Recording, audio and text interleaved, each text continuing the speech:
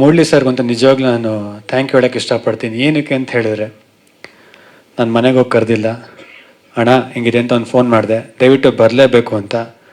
ಚಿನ್ನ ಬರ್ತೀನಿ ಚಿನ್ನ ಅಂದರು. ಪ್ರೊಡ್ಯೂಸರ್ ಕೆಲವೊಂದು ವಿಶ್ ಮಾಡಿಸಿರೋಣ, ದಯವಿಟ್ಟು ಬರಬೇಕು ಅಂತ. ಅವೆಲ್ಲ ಫಾರ್ಮಾಲಿಟೀಸ್ ಏನು ಬೇಡ, ಬರಬೇಕು, ನಾನು ಬರ್ತೀನಿ ಅಷ್ಟೇ ಅಂತ ಹೇಳಿದ್ರು. ನಾನು ಯಾವಾಗಲೂ ಒಂದು ನಂಬೋದೇನು ಅಂತ ಹೇಳಿದ್ರೆ, ಒಬ್ಬ ಸ್ಟಾರ್ ಇಲ್ಲ ಸೂಪರ್ ಸ್ಟಾರ್ ಯಾವಾಗ ನಿಜವಾಗ್ಲೂ ಸೂಪರ್ ಸ್ಟಾರ್ ಆಗ್ತಾರೆ ಅಂತ ನಾನು ನಂಬೋದಂದರೆ, ಒಂದು ಬಾಕ್ಸ್ ಆಫೀಸ್ ಕಲೆಕ್ಷನ್ ನಡೆಯುತ್ತೆ.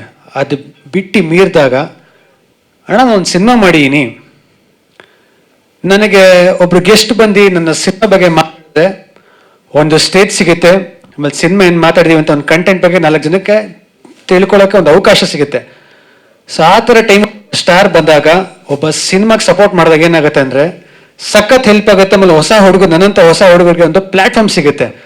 So I think that will make you a super star ಅಂತ ಹೇಳಕ್ಕೆ ಇಷ್ಟಪಡ್ತೀನಿ.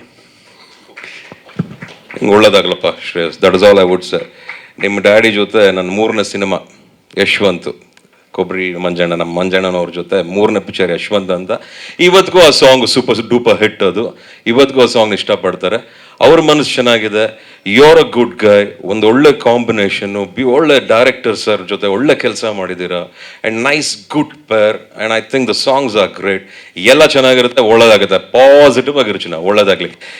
ನಾನೇನು ಮಾಡಿಲ್ಲ ಚಿನ್ನ, ನಿನಗೋಸ್ಕರ ಬಂದೆ. God bless, God bless. ಒಳ್ಳೇದಾಗ್ಲಿ. ಬರಲಾ Shivaraj? Thank you so much sir. Thank you.